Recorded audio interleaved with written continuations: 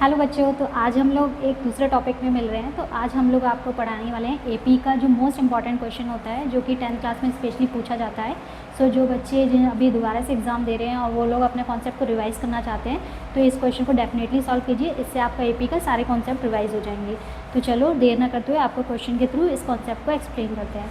सो यहाँ पे हमारा जो क्वेश्चन है उसमें क्लियरली लिखा गया है कि if the sum of n terms of an AP is given by Sn is equal to 4n - n square, then find the common difference of an AP. तो हमें Sn दिया हुआ है, बेसिकली हमें Sn दिया हुआ है और हमें कॉमन डिफरेंस कैलकुलेट करना है। तो चलो इसको स्टार्ट करते हैं और बताते हैं बच्चे क्या मिस्टेक करते हैं और हमें किस चीज़ पे ज़्यादा ध्यान देना चाहिए। तो सबसे पहले हमें गिवन क्या है, जनरली हम लोग को जो गिवन है हमें सबसे पहले उसको नोट डाउन करना है, सो दैट हमारा क्वेश्चन गलत होने के चांसेस बहुत कम हो जाते हैं।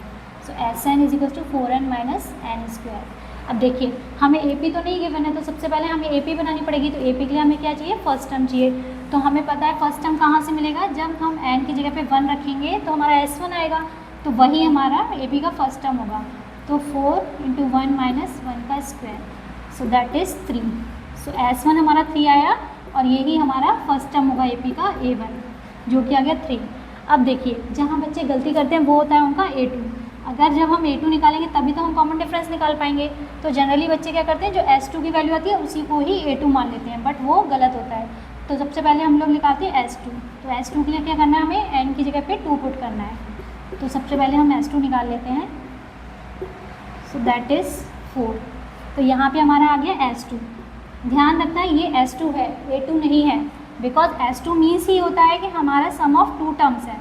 सो S2 is equals to A1 + A2। So यहाँ पे हमको S2 कितना गिवन है, S2 हमने कैलकुलेट किया है 4, A1 हमारा आया था 3, तो A2 कितना आ गया हमारा, सो A2 आ गया हमारा 1। ठीक है, यहाँ पे बच्चे बहुत ज़्यादा गलती कर देते हैं, S2 को ही A2 मार्क कर लेते हैं और उनका क्वेश्चन गलत हो जाता है। तो हमेशा याद रखना S2 मतलब सम ऑफ 2 टर्म्स। ठीक है, तो यहाँ हमने A2 कैलकुलेट कर लिया। अब हमें क्वेश्चन में पूछा क्या है, क्वेश्चन में पूछा हमें कॉमन डिफरेंस। तो हमें पता है कॉमन डिफरेंस को हम D से रिप्रेजेंट करते हैं। D इज इक्वल्स टू क्या होता है हमारा, A2 - A1। A2 का वैल्यू कितना आया था हमारा 1, A1 का था हमारा 3, सो दैट इज़ -2। सो हमारा जो कॉमन डिफरेंस की वैल्यू आई है वो आई है -2।